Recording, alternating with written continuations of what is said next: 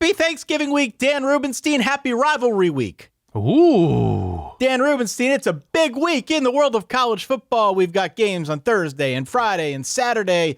All of it, of course, building into week 15, a.k.a. championship week, which happens the week after. And we will have plenty of college football to discuss here on this show over the next couple weeks, leading into bowl season and the playoffs and ever more. Mr. Rubenstein, it is a pleasure to be back with you, sir. How goes it? Oh, it's incredible. This is an incredible week, not just of the college football season, but of the year. Getting the chunks we get on Friday, the chunks we get on Saturday, the hatred in the air that even though you are 4-7, you could ruin somebody's entire winter, spring, and summer this Friday or Saturday. I love it. I love that hatred. I mean, there are actual rivalries that involve the word hate, which is That's right. Wonderful. And I mean, I don't like to use the word hate if I don't have to, but I kind of appreciate in a college football hate. That's great. I don't dare try to nickname this week something else, alliterative with an S. This is only Rivalry Week. That's it. That's all it can be, Rivalry Week. Well, it's also, you can't say like, oh, it's Serendipitous Saturday. You got Friday. This is stupid. I'm not going to nickname this. I don't know if you have one. I apologize if I'm getting out ahead and I'm slamming any attempt of yours, but this is just the best.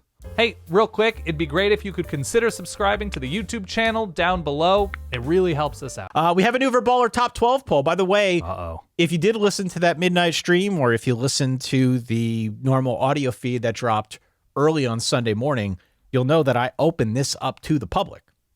Everybody had access to this. You had to go to our Patreon at verballers.com and sign up for the free tier, but like no obligation. I'm not going to spam you or anything crazy. You just needed to sign up there in order to get access to the ballot. And so as such, we had many more votes than normal, which I expected. Love that. Here is what the top 12 looks like, Dan. You could tell me if this is something that you expected. Number 12, Arizona State. Okay. Number 11, Boise State. Okay. Number 10, SMU.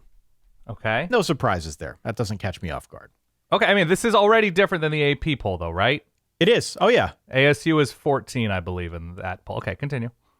Number 9, Indiana. They dropped down a Okay. couple spots. Number 8, Tennessee. Number 7, Miami. Okay.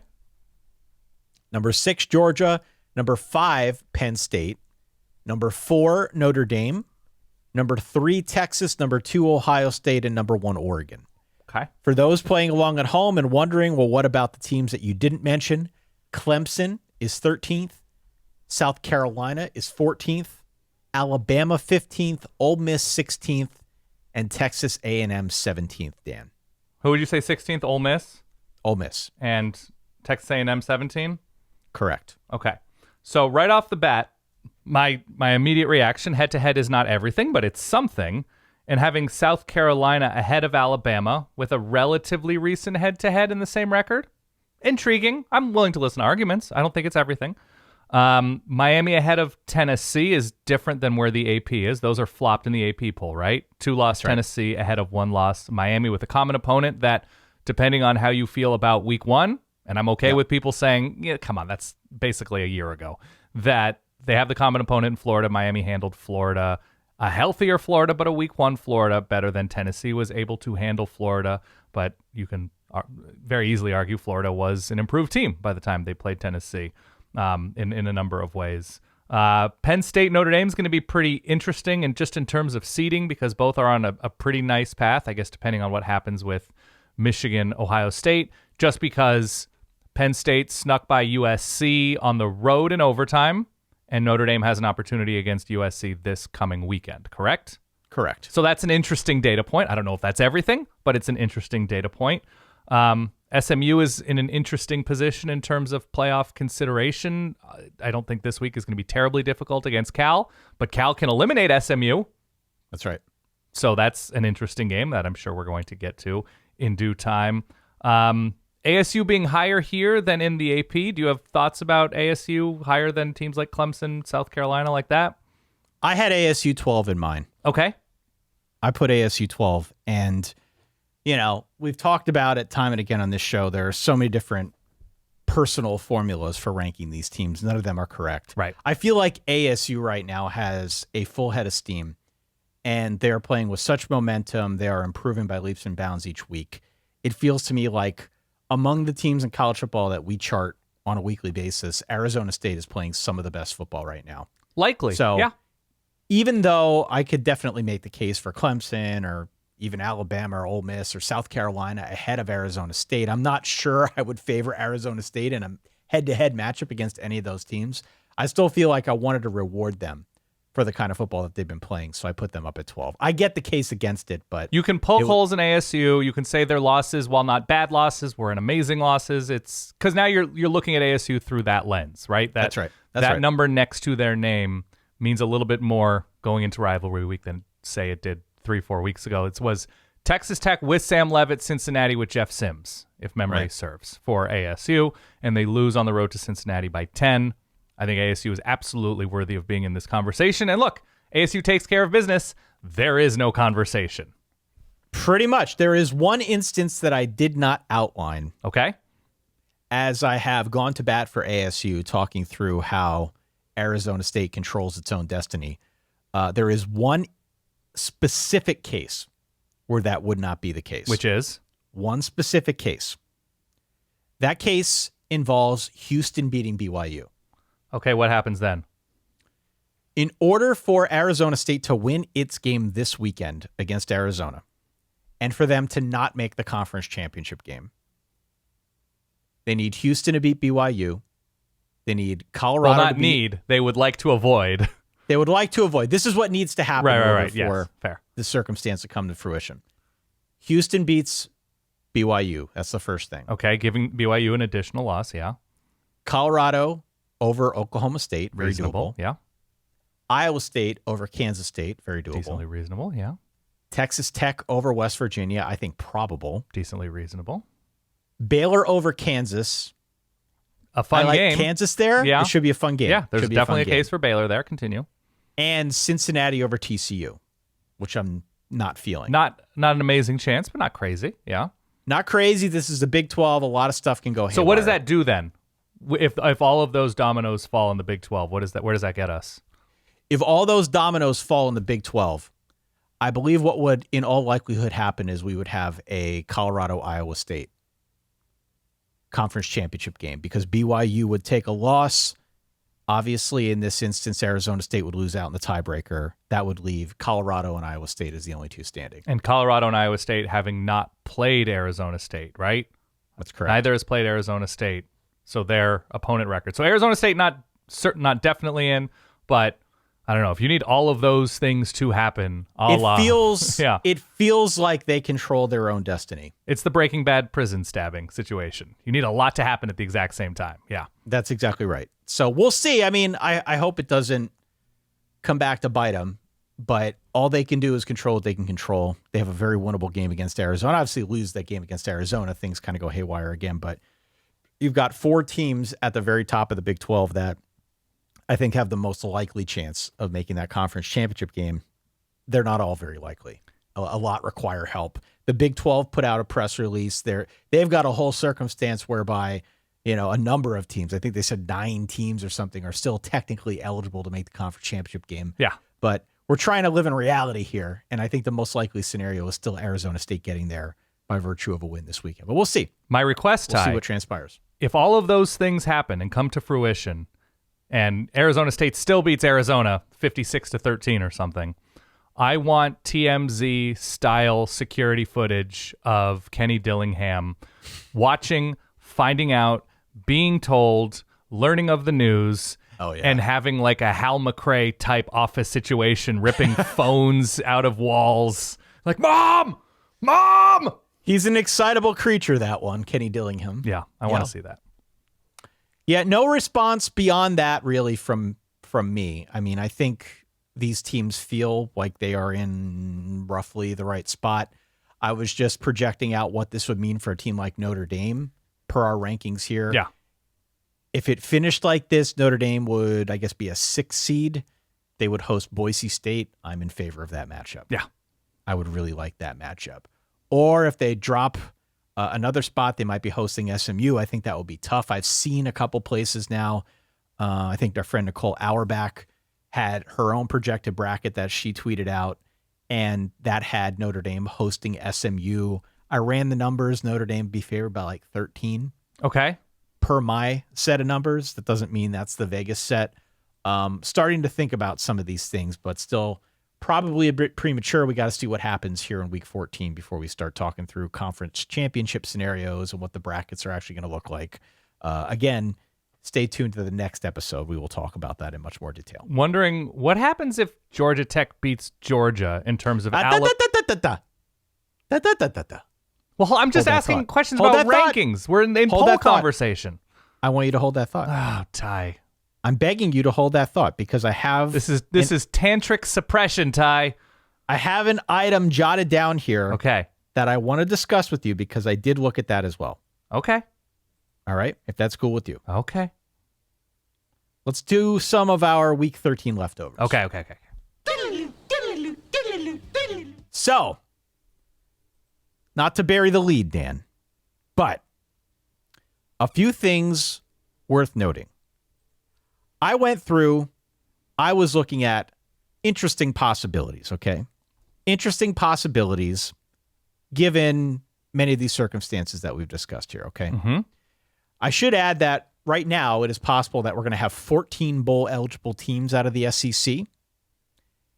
It's possible if Auburn beats Alabama. Yeah. 14 teams in a 16-team conference, not bad. The Good Big Ten can also get to 14 bowl-eligible teams. They need both Wisconsin and Michigan State to win. But the SEC, the Big Ten, both acquitting themselves quite well. Yeah. There are, by my count, Dan, 9 conference championship games that are coming up this... I got not this week, but the weekend after.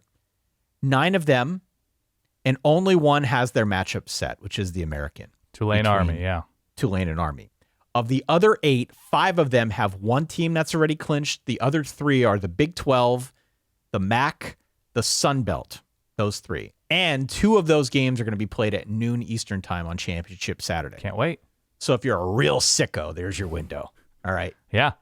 Hold my calls, noon Eastern time, Championship Saturday.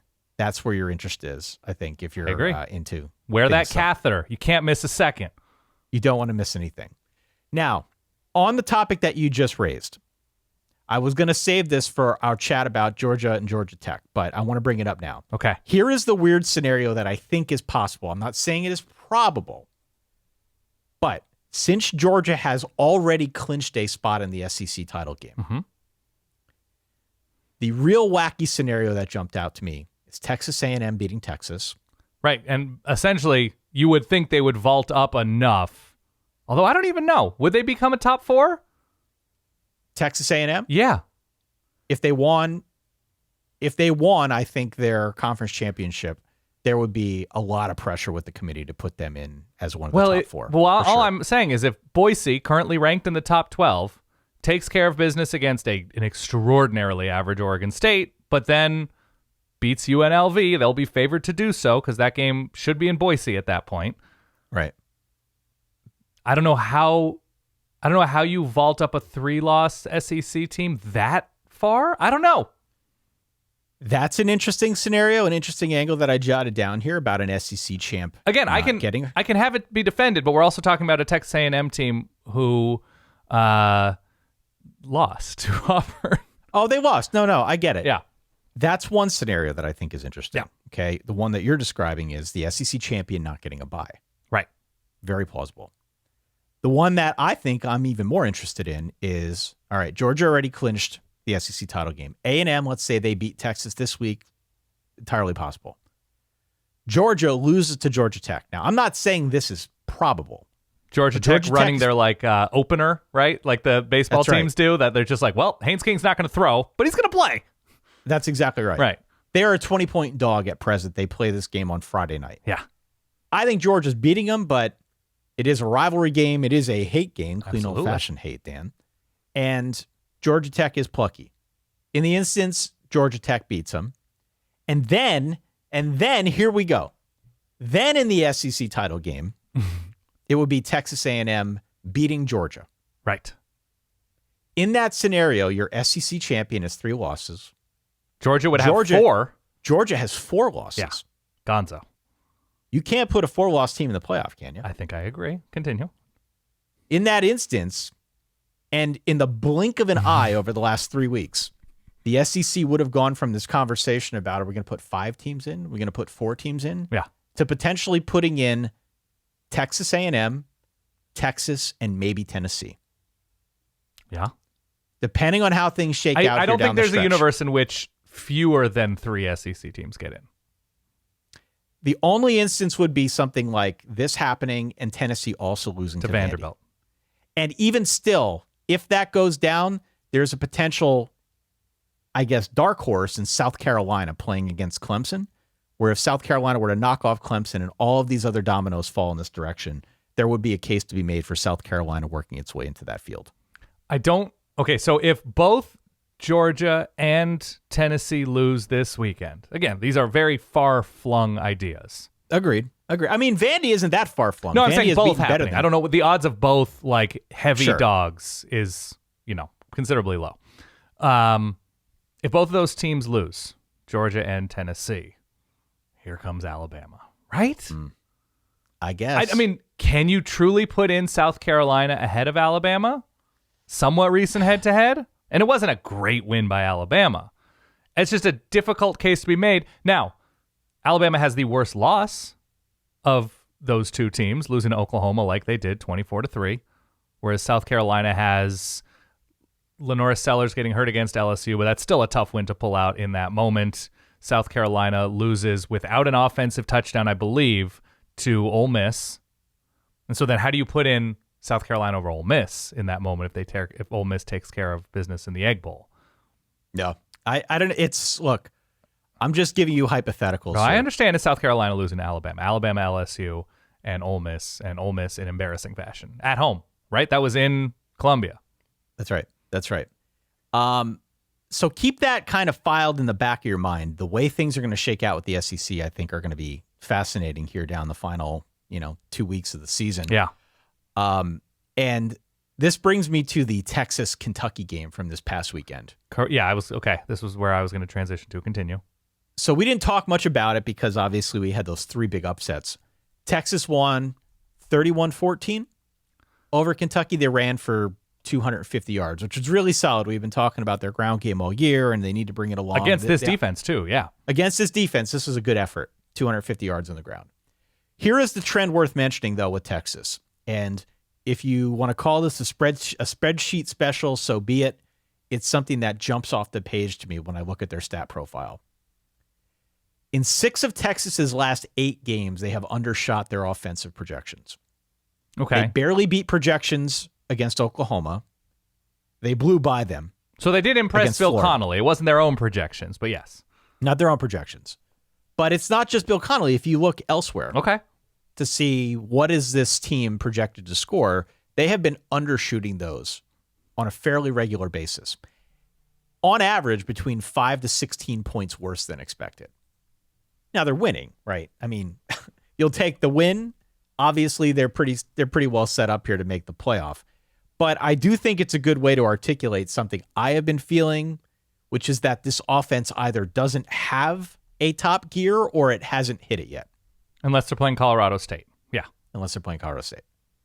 And I do think that is meaningful, especially headed into this A&M game, which say what you want about A&M, but that game is in Kyle Field. A&M, I still believe, has a decent enough defense, although I do question that a little bit after this past week. With a lot on the line, with Quinn Ewers on a bum ankle. Just had an MRI. Yeah. Just had an MRI. Like it looks like it's a mild ankle sprain. It's not going to be anything significant. However, it's just, these are data points. Mm-hmm. These are data points. You can do whatever with them you so choose. But on the road, big environment, high stakes, offense that on occasion has underwhelmed. Just keep that in the back of your mind, okay? Yeah, it's also Quinn Ewers' second injury of the season, right? Arch came in for a couple games, and he has been, and I'm sure injuries, plural, have played a role, compared to the best of Quinn Ewers these past couple of seasons, and he was quite good against Florida, somewhat ordinary this year, relative to the line talent in front of him, relative to how much of a focus there have been on bringing in new receivers, developing existing receivers. Not all these receivers for Texas have worked out in the way that they have, just like any other school. That's right. But I think relative to their recent ceiling, I think you're right to point it out. They have undershot not just projections, but like you watch the games and like Quinn Ewers is a little bit tentative. He's not throwing deep as much. And the offense, especially through the air, we expected to step back on the ground because of the injuries. But because of this line, it's kind of nice to see that the running game has stepped up. But you figured that this passing game would take a step up at least. I know it's a more difficult conference defensively from where they were last year, but looks pretty ordinary pretty consistently. Well, and that's the thing. Like, I've got numbers that sort of back up that point. But if you've watched Texas, or if you followed Texas the way we follow Texas, some of these games, it's like they should be pounding this team. Why aren't they beating them by more? Right. Again, splitting hairs because they're still winning. Just throwing it out there. Okay, something to commit to memory here. Also in that game, Brock Vandagriff benched.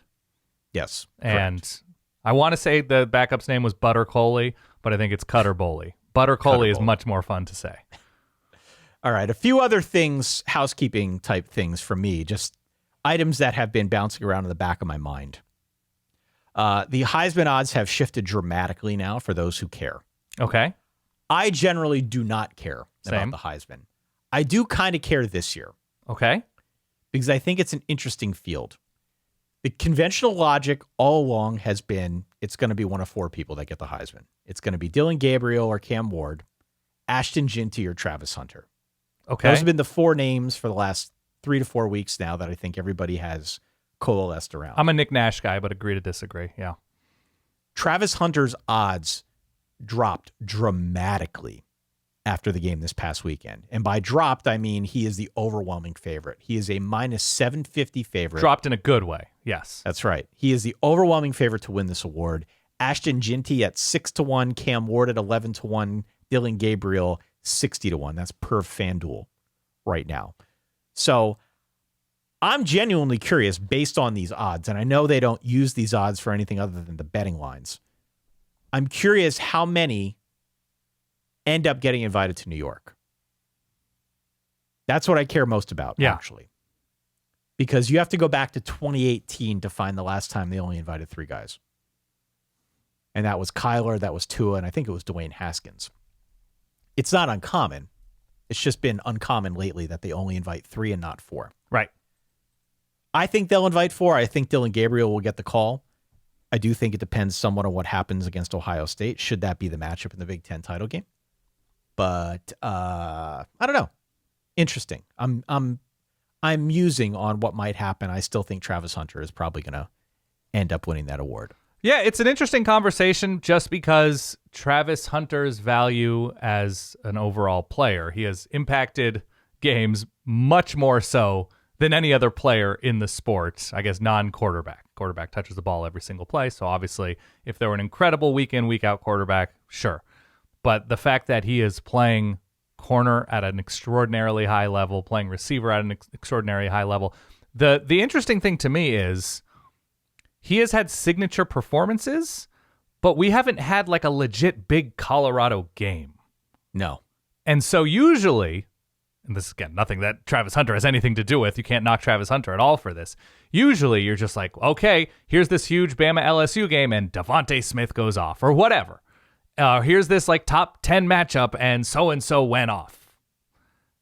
We don't have that necessarily with Colorado. I don't know if that's a Big 12 thing. I don't know if that's a Colorado being doubted early on after how they finished last year thing, but we haven't had that signature game from Colorado where we could focus on Travis Hunter. Like even in a losing effort this week, he goes over 1,000 yards. I think he had over 100 yards and a couple touchdowns against Kansas.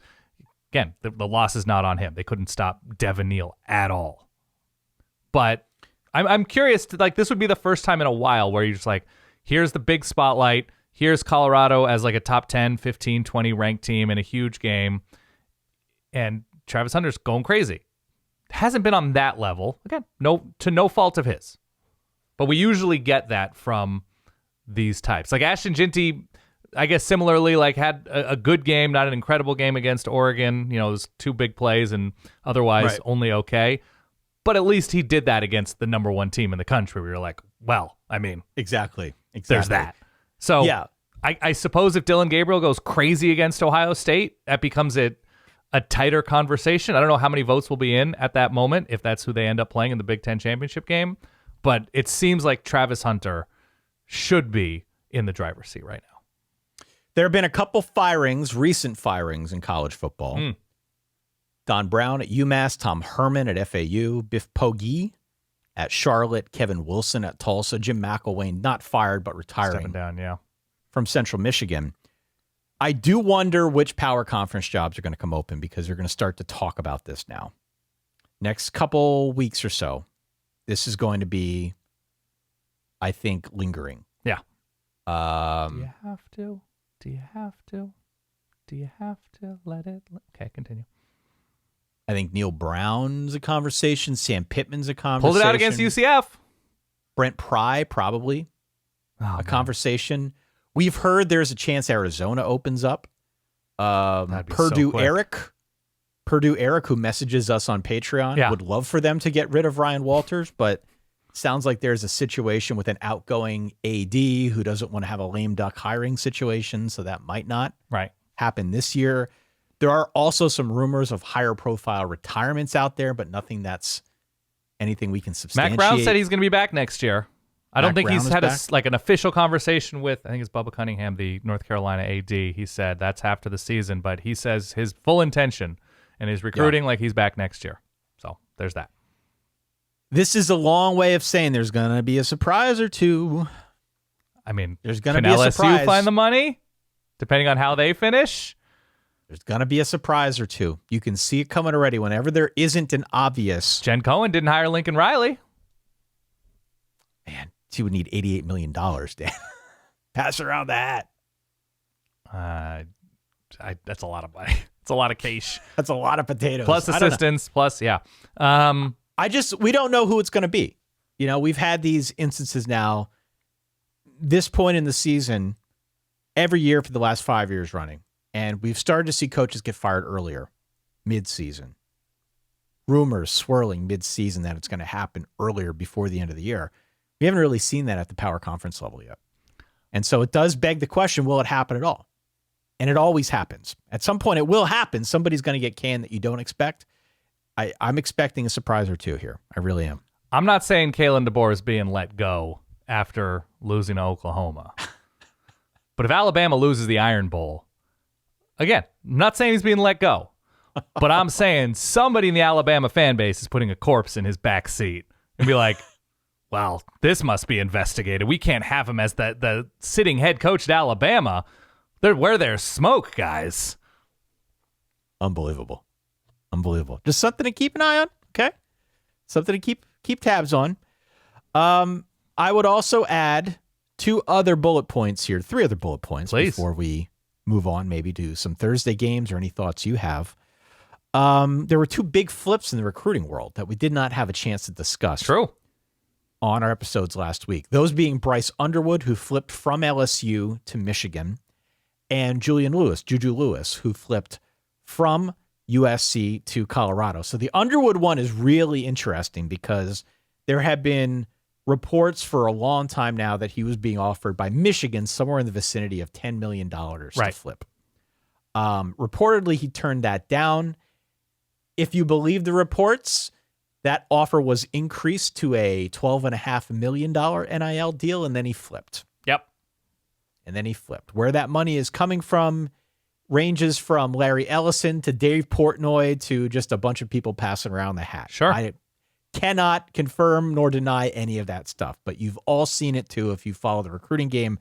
Bryce Underwood has been compared to Vince Young, Pat Mahomes, Lamar Jackson, you name it. All of the big guns that we've seen come out of college football in the last 15 years, he's been compared to all of them. I guess in Vince Young's case, much longer than 15 years ago. Yeah. He's been compared to all of these guys. I don't know if he's that good. He's been pretty good at the high school ranks. He's from Michigan. What do you mean? You don't know if he's good? He's obviously excellent. Well, he's obviously as a high school quarterback. Yeah. I don't know if he's that good. but a lot of steam around Bryce Underwood. So that's that one. Supposedly wasn't exactly a priority for Jim Harbaugh's staff in the same way, at least in the same way that he's been made a priority since Sharon Moore took over, went on Zoom calls. I saw our friend Bruce Feldman reporting with Tom Brady, and I take issue with you saying that it was a money thing, Ty, that Michigan found the money, and as has been reported. But the real ones know it's the true value of becoming a Michigan man. Of course, and the value of a Michigan education and becoming a part of the University of Michigan community. Of course. You can't put a price tag on that, Ty. Well, he claimed it wasn't a money thing. I know. I'm sure it was both. I'm sure it was, let's get the money right and let me dig in deeper to what the Michigan experience has in store for me. Let's assume a new offensive coordinator and some receivers also enrolling at the University of Michigan. Yeah, by the way, even if it was a money thing, I'm not knocking the kid. I would take the money. Go for it. Please, go for it. The money. Yeah. No, this is not me saying I don't like his character. No. Take the money, man. With that kind of money, Ty, that kind of generational money-ish, depending on where we go as a society, you're ordering Grubhub once, twice a month, right? You can afford it. Absolutely. Woo! Yeah. Grubhub, not a sponsor, could be. Okay. DoorDash, Uber Eats, whatever you want. Juju Lewis reclassified from 2026 to the 2025 class. Okay. And was initially with USC. He's from the state of Georgia, had committed to USC, flips to Colorado. So he is now the presumed starter in 2025. The same is true for Bryce Underwood, by the way, at Michigan. Two really big flips from programs that have definitely taken on some water. Reclassified, by the way, months and months ago. This wasn't like I'm flipping to Colorado and reclassifying. That's right. He announced that was a previous move. Yeah. So it's a big move for Deion. There have been ongoing questions about who's the heir apparent to Shedeur, if indeed Deion's going to be there next year. Right. And no reason to truly believe he won't be, other than the fact that Shedeur is heading to the NFL along with Travis Hunter. Yep. That's right. But should we believe that Deion will be there, which I at present do, looks like Juju Lewis is going to be a starting quarterback in Boulder. Absolutely. Yeah, I mean, quality move. I know he had been recruited all over. Georgia had interest, and Indiana looked like they had made inroads with Julian Lewis. Good for Colorado, man. The final thing I have here is from listener Max, who sent this tweet to us and a bunch of others. And I wanted to give it its due because I think it's interesting. I think you have referenced this here and there. Oh, Pac-12 championship DNA impregnating the sport? He says, not enough people are talking about this scenario still being in play. Yeah. All four power conferences could be won by newcomers. The Big Ten by Oregon, the SEC by Texas, the ACC by SMU, the Big 12 by Arizona State.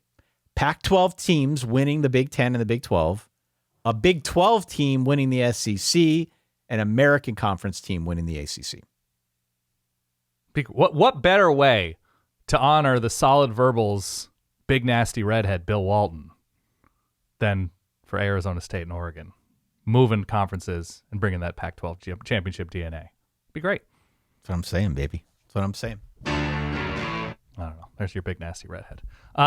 May he rest in peace. Love Bill Walton. Yeah, that'd be wild. Big 12 team from last year winning the SEC. American team from last year winning the ACC. That'd be fun. Unless you have any lingering thoughts, Dan, we can move on to our Thursday and Friday games. I would love to. Early bird special. Got a big early bird special this week, don't we? Absolutely we do. Bunch of games being played on Friday. Typically what I would do if this were a normal preview show, I'd go through window by window. We're just going to go through these rapid fire, and you can stop me if I get to a game that you find interesting. Okay? 7:30, ESPN. It's the only game on Thursday. It is the Memphis Tigers on the road at Tulane. Tulane favored by 13 points. This is actually a good matchup. This is probably a better matchup on paper back in September than it is now as we get close to December, Thanksgiving week. However, 9-2 versus 9-2. Don't know if you have a lean on that one. I like Tulane a lot. I like Tulane as well. I like the season Memphis has had, but Tulane to me has been special. They've had that extra gear, and the fact that they're doing it on both sides of the ball, just a little bit more complete in this moment. So Yeah, I lean Tulane here. As we move to Friday in the early block, we've got a handful of games in each slot. 12 o'clock, CBS, it's the Paul Bunyan-Zax game, baby. Should be the slap of bacon if Wisconsin didn't steal it. Keep it for themselves. Continue. Go look at Dan's video. It's out in our social Yep. feeds. We talk about the slab of bacon trophy. Minnesota at 6-5 on the road against Wisconsin at 5-6. Wisconsin favored by 2. They need to win to get bowl eligible, Dan. Yes. Wisconsin has lost 4 straight. And in those 4 straight games, there have been, in all of their losses, there have been something, I guess, not the USC one, but in all of their losses, there has been a clear, consistent pattern, and that's when they play against a quality defense, they lose. And they're playing against quality defense. I think Minnesota is a better team than the record indicates. Okay. I've been saying that all year. They don't always show it, okay? This is not a consistent team, but you could obviously see, if you watch the Penn State game, if you watched them at other points this season, you can obviously see that this is a talented team. It would not have taken a whole lot more for them to come away with a win this past Saturday against Penn State. Right. Just didn't work out. I think there's potential for a letdown here for them. I think there's double letdown. However, this is a rivalry game. It's a big rivalry game. That's true. So I find it hard to believe they wouldn't be up for it. The bigger issue for me is I don't know what Wisconsin's offense is right now. And Justin kicking the tires online seems like the vibes around Luke Fickell and just the Wisconsin program in general are pretty bad. Yeah. My first Twitter search result was a guy who tweeted out, quote, "I hope when Fickell gets fired, he takes his stupid vest with him."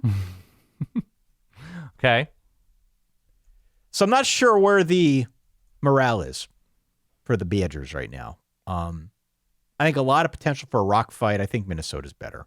I've Okay. got it at like 23-17 Gophers. Somewhere in Yeah. that neighborhood. Historically, Wisconsin has dominated this, but Minnesota's won 2 of 3. Of course, Wisconsin won last season, a couple touchdowns. But in this moment, with Wisconsin as currently constructed, scoring in these past 4 weeks of losses, like 15 points a game, 15, 16 points, I don't love Minnesota's offense. And it might be a letdown spot, losing close like they did to Penn State, and that incredible fake punt obviously helped lead the way. But I'm just down on Wisconsin right now. I think Minnesota can win this game ugly. So I have 20-17 Minnesota, something like that. Same general theory. Yeah. 12 o'clock ABC. I mentioned this one earlier. It's Oklahoma State at 3-8. Ouch. On the road against Colorado at 8-3. Colorado a healthy favorite, about a 17-point favorite, Dan. Again, Colorado's still technically alive for a shot at that Big 12 title game, but they've got to win here. They need Houston to beat BYU, which is not likely, but who the hell knows? Sure. It's the Big 12. I'm going points here. I'm taking points as well. What is your theory for taking points here? Because Oklahoma State, outside of last week where they sort of looked like vintage Oklahoma State, has not been good. They have not been good this season at all. Why are you taking the points here? I think you can run on Colorado some. Colorado is a better team than Oklahoma State. Clearly a better team. They're going to win this game. I think it's just going to be a little bit close because of potentially longer Oklahoma State possessions. Perhaps they found a younger quarterback answer as well, who was able to, I think it was DeJon Stribling, who was once again very good for Oklahoma State in a losing effort. Oklahoma State is going to finish winless, to me, in the Big 12 this season. They have not won, right? Correct. But I think this can be a back and forth game that Colorado wins by about 7 to 10 points at home. Yeah, I have this somewhere in the vicinity of 41-31. Do you think that there is any kind of deflation effect for Colorado having lost that game last week against Kansas? No, I think this is a resilient enough team in year 2. We've seen them bounce back from losses already this year and bounce back from close wins. I think this is a quality enough team. I don't think you get to this point without being able to put losses in the past. So no, I don't think there's a realistic chance of them losing this game. But who knows with the new quarterback and pairing that with a letdown. Yeah, I guess it's super far-fetched, but Oklahoma State doesn't seem to know how to win. So I'm going Colorado here. I've been really impressed by Colorado this year. I think they've made strides. I think you're right. And truly, anything over 500 this year would have been gravy. Agree. Given where they were a year ago. So they've already gotten well past that bar. And clearly, if you look at how they've progressed on offense and defense, pretty much across the board, this has been a very, very successful campaign. This is the game, though, that's going to test their character. Ooh, the metal. This is a bring your own guts kind of game. Okay. And I'm a little bit worried that there's a situation where Shedeur is just sort of checked out. Like they don't feel like they got much to play for and they're checked out. And Oklahoma State, if we're to believe what they showed last week, they can score, they can run, they can still make life pretty difficult, even if they're not a good team. I want the points here. Okay. I'm worried about a deflation effect, them kind of being let down after losing that one against Kansas and feeling like there's not much to play for. Okay. But I think Colorado's better. It will be cold in Colorado at kickoff. Not as cold, by the way. Madison with a high of 22. Madison might be in the teens for the Axe game. Okay. Finally getting some 12 weather. o'clock on Fox. Oregon State at 5-6 on the road at Boise State. Boise favored by 19.5 points, Dan. Your thoughts on the Oregon State front containing Ashton Ginty? Well, they did better than I thought they would against Wazoo in that they're now the Pac-2 champions. I have Boise State winning this. Boise State is in a position where, not that Oregon State is a headlining type, resume type opponent, but this was a major conference team last season. And so if you're gonna parse Boise's schedule and that you're gonna look to see like whether or not they've earned having a bye in the first round of the playoff if they're able to get there. This is a resume stacker, so I think they're going to go for style points. I think he should be able to, Ashton Ginty, run through Oregon State often. So I'm going to give those points. Boise should be able to run at Oregon State. Yeah. Is a big number, though. It's a big number, and Boise has quietly been very ordinary. They complete a lot of shorter passes, but they are not generating big plays at all through the air. I think this is also a potential look-ahead game because Boise knows if it wins, if it goes into that Mountain West title game a week from now, presumably against UNLV because Colorado State lost on Saturday night. Right. Then they'd have an opportunity to get into the playoff. Who knows how things go in front of them, maybe even get a first-round bye. This is something like 35-21. Wow. I think they win. Okay. I don't think they cover. Okay. I really So don't. just, get out with a win, get out as healthy as you can, and move on. Okay. Basically. By the way, also in this noon block, very quickly, and we've talked about this a little bit on this episode, on this Tuesday episode, I should say, just broadly speaking. The MAC title race is still crazy. We discussed it, I think, last Tuesday about the potential for a 6-way tie at the top. Yep. Things have kind of worked themselves out. We're not going to have the 6-way tie at this point. Damn. So forget about that. I know, damn. It does look like it's most likely going to be Ohio versus the winner of Miami, Ohio, and Bowling Green. More Herald fan, the better. More Harold fan, the better. They play on ESPNU at 12 o'clock on Friday. Miami, 7-4. Bowling Green, 7-4. Bowling Green favored by 2.5 points. We are a Harold fan in forward podcast, so I'm going to go Bowling Green 27-21. Somewhere in that neighborhood. I think I'm feeling the same. I mean, Miami has been quite good lately. They've won 6 in a row, 7 of 8. They only lose to Toledo, and The offense stinks, though, man. the offense isn't The great. offense is bad. It's a bad offense. The offense isn't great, but they have I think they're top 20 defense nationally in terms of points per drive. Obviously, schedule is relative, but I think this is the part of the year that I'm going to go defense. I love Harold Fan, and I think Miami comes away with the win. Low scoring, ugly. 3:30 ABC. It's the Egg Bowl. It is Mississippi State 2-9 against Ole Miss 8-3. Ole Miss is favored by 26.5 points. Big number. Yep. Healthy point spread for sure in a rivalry spot. I think the Mississippi State pass defense is going to be a real issue here, provided that Ole Miss isn't going 1-2-3 Cancun team of the week. That they can bounce back from last week. I'm a little worried about a checkout situation here. Sure. I am too. I'm taking points. I don't think Mississippi State has a chance to win this game in Oxford. I'm but on the points, man. I'm on the points in a rivalry that many. This is also a rivalry. Who knows where Ole Miss is? I don't know. This is a rivalry in which yes, there are occasional blowouts, but also in seasons where it seems like one of these teams, is considerably further along. Yeah. It's 17-10. It's 24-20. And so with the emotion in this game, I'm just going to take points. In the nightcap, 7:30 ABC, we mentioned it earlier, clean old-fashioned hate. It is Georgia Tech at 7-4. They can get to 8-4 if they were to pull a huge upset and knock off the Georgia Bulldogs. Georgia sitting at 9-2, already clinched for the SEC title game. They are a 20-point home favorite here, Dan. I'm going points again. I am too. I am going points. Georgia Tech is not known for its defense. I don't know if that matters. Yeah, they have one of the worst pass rushes in America, but yeah. I don't know if any of that matters. I think this ultimately comes down to how much trouble can Haynes King cause. With his legs. That is how they have played most of this year when he's healthy. Right. It's worked out for him. I don't think it's going to work quite as swimmingly against Georgia, but I'm going points. I'm going points. I got to believe that this is their de facto national championship. I got to believe with what I have seen from Tech so far this season. Well, it's a de facto national championship on the road, to be clear. Doesn't matter. Okay. Come on. Okay. In the state of Georgia. Close enough. Yeah. I've got points. I think Georgia wins, but give me the points. I'm taking points too. I think it's too many points. I think Georgia Tech specifically, their ability to run, their ability to get creative on offense, paired with a bunch of slow starts for Georgia, might be able to limit a possession or two that Georgia's used to getting. So I'm going to take points. Georgia wins this one 35-20.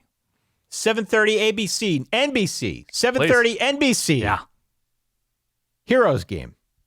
Nebraska 6-5 on the road at Iowa. 7-4 Iowa. 5.5 point favorite, Dan. This is probably really dumb.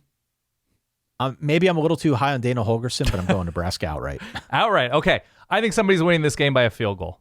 And so I assume if it's going to be cold here in the Chicago suburbs, if it's going to be cold in Madison, Wisconsin, it's going to be a pretty frigid game in Iowa City.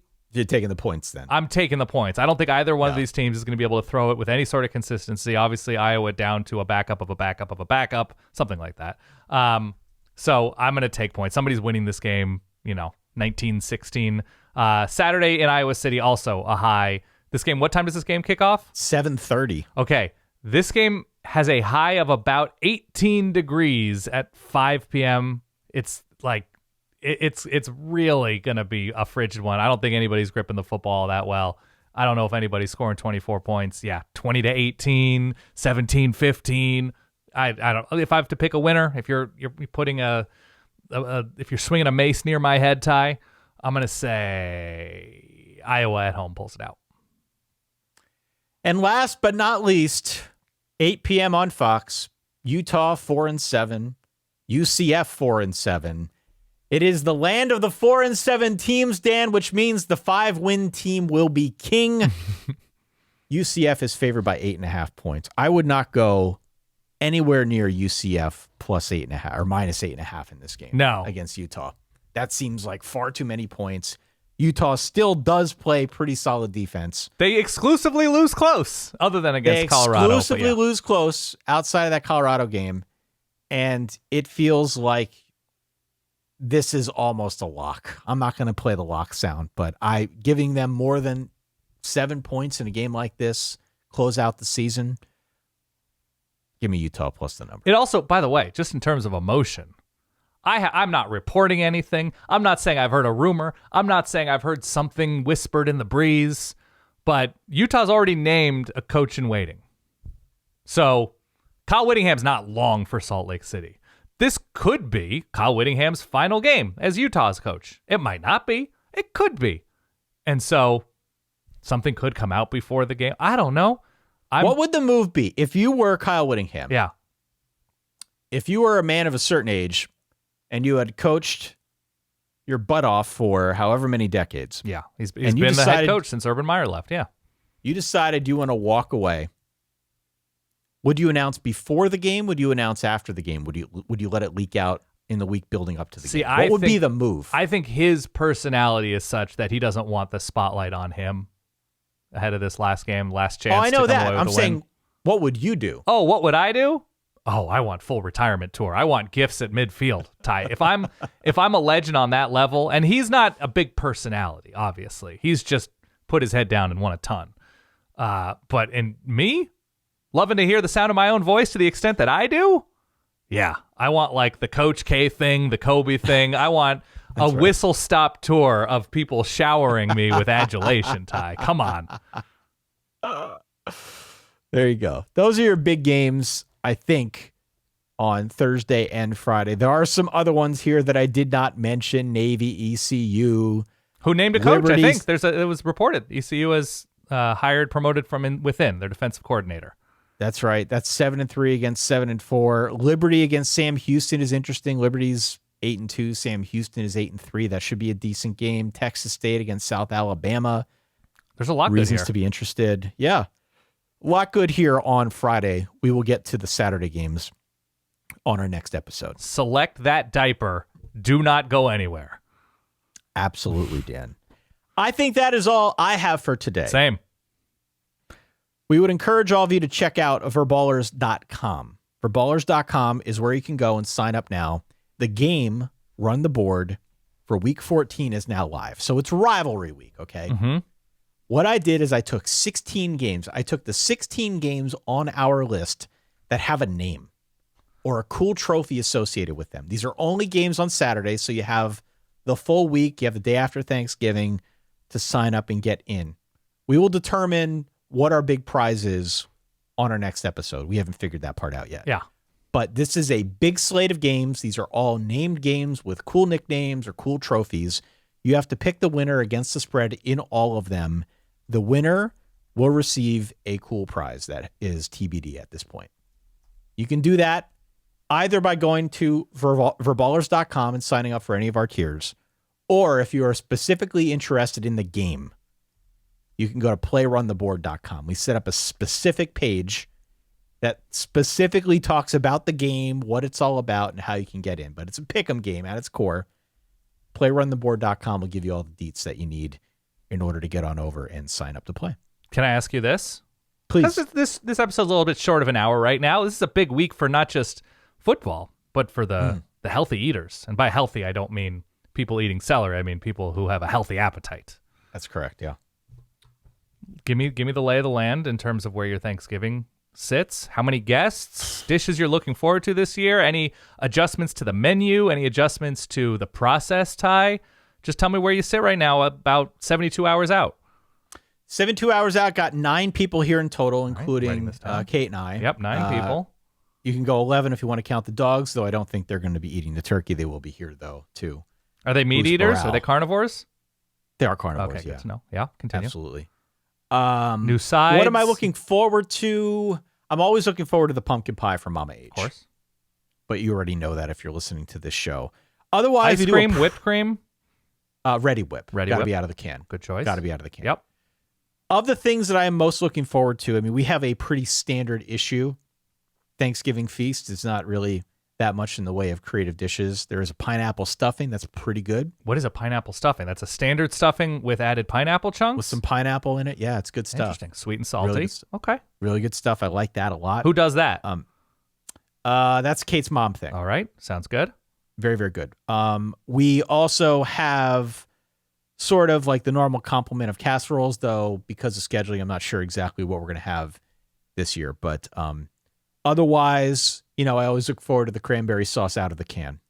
It needs to be out of the can. In that healthy. shape that's sliding out the cylinder. Yep. It needs to be out of the can. I don't want the kind of homemade stuff. It needs to be out of the can. Okay. That's the best kind that nature makes.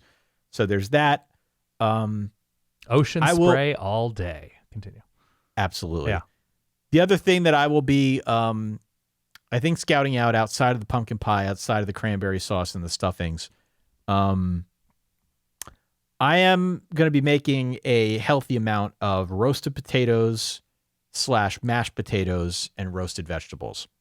Have you done? I know you're a potato guy. You are very starch forward. I'm very starch forward. Have you done mashed potatoes before? I've done mashed potatoes. I'm very good at it. And when I say I'm kind of thinking about this, looking forward to this, I like to give it a little bit of a twist. I gave it a little bit of a twist last year. How so? Just with how I was mixing up the different spices that we threw in it to give it a little bit of a kick. I am kind of on the prowl for ways that I can up my game in the mashed potato. Have we talked about the mashed potato topper? The topper? I don't think so. Oh man, Ty. If you're looking to wow the crowd, I'll send you the recipe. I'll post the recipe. Whatever you need. There's a mashed potato topper. I want to say it was Molly Boz, but maybe I'm wrong. Formerly of Bon Appetit, and it's breadcrumbs and lemon zest and like crushed up potato chips, and so mashed potatoes. If you're a mashed potato person, obviously you appreciate them creamy and buttery, everything like that. You sprinkle the topper on, so you get a crunch on the top. It's just a sprinkle. It's not like the full layer, but you sprinkle it atop, so you get the crunch with the creaminess, and it is pretty incredible. I don't hate that. If you have wiggle room in terms of timing, you can do it in advance. It's pretty great. Mashed potato topper. Check that out. Yep, I'll send you the link. Check that out. Yeah. How about yourself? I am making, but as a family, we like roast turkey, but it's not like, do or die for us. So I'm making the homemade hoagie rolls. I'm making the Italian-ish sandwiches. So it's turkey and soppressata and salami with, dressing and lettuce and onions and cheese and stuff like that. We're doing that with broccoli casserole with pumpkin pie. So we're just sort of readjusting the entree. And you know what? I might even throw in, I don't even know if my family knows this, I might do some of the cheesesteaks. You got me that good Cooper Sharp. I was going to ask what the status of that cheese is. Do you need another 5-pound block? No, I've got plenty of cheese, but I might do cheesesteaks and the turkey Italian for Thanksgiving, along with it's a cheddar broccoli casserole, with mayo and mushroom soup. It's the most Midwestern thing about me. I love that specific casserole, and you top it with the French's fried onions, and then we'll do pumpkin pie. I think that's going to be the standard dessert. You're truly honoring the original cuisine of the first Thanksgiving. Yes. What you're going with. Yes. I like it. Yeah, Philly hoagies. But